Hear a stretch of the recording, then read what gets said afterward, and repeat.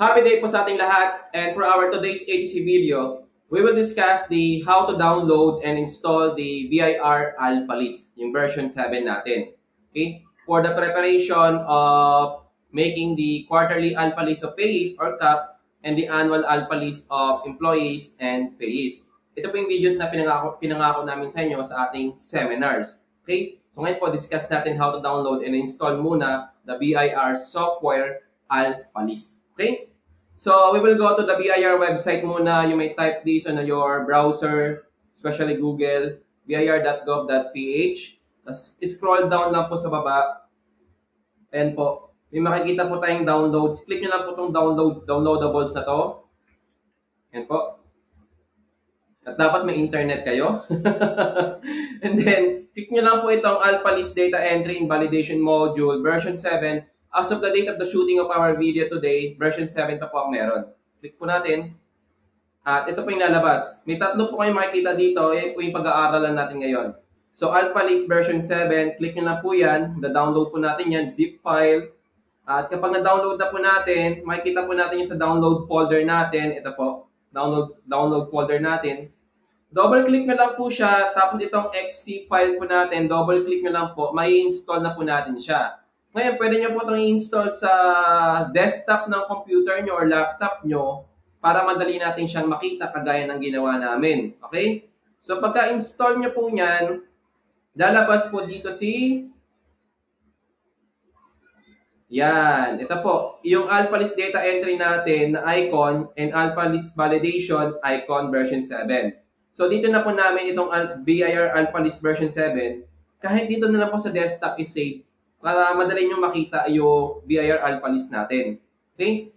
Tapos po niyan, babalik po tayo dito sa ating BIR website kasi meron siyang mga updates.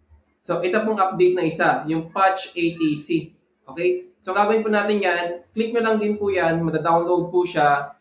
And then, pag na-download po siya, balik po tayo sa ating download folder. Ito po.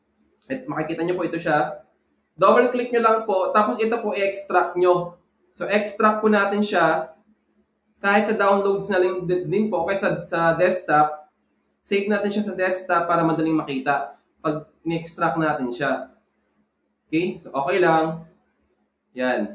Tapos yung in-extract po natin, ito po makikita po ninyo, kakat lang po natin o kakopy natin, so babalik tayo sa BIR updates folder natin or kung saan yung folder na sinave yung BIR Alpha List nyo. In this case po, sa desktop natin nga, para mas madaling makita. Ito po. Click nyo lang po yung BIR Alpha List na folder natin.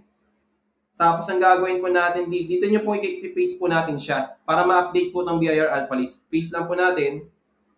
Tapos, replace lang po. Replace lang. Tapos, yan. Okay na, updated na.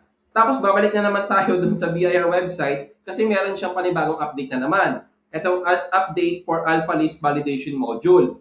Click nyo lang po yan, pangalawang update. At katulad po nito, dito po siya, mada-download po siya. Ito po siya, zip file. So, dapat meron po kayong zip file na app para pang-open po ng mga zip file natin. Tapos, ganun din po, extract po natin siya. Save po natin sa desktop para mas madaling makita. Okay? Okay lang. Tapos, punta po sa desktop. Ito po siya. Gagawin po natin, ikakat lang po natin siya. Tapos, pupunta tayo sa update folder natin, sa ating BIR Alpha List folder. Ito po. Na sinave natin sa desktop. Click po natin yan. Open po natin. Then, dito po sa labas lang ng BIR Alpha List folder, paste po natin siya. Control B. Tapos, replace lang po. Ayan. So, updated na po yung ating Alpha List Data Entry and Validation Module. Ngayon, ang gagawin po natin in our next ATC video, we will discuss how to make the quarterly Alpha List of payees or CAP para po ito sa mga 0619E na remittance sa 1601 EQ. Pero attachment lang naman yung QAP sa 1601 EQ natin.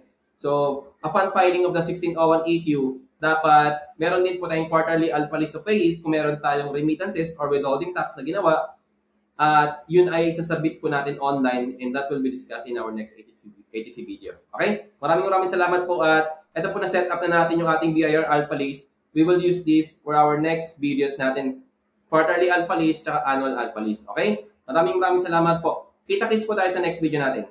Bye-bye!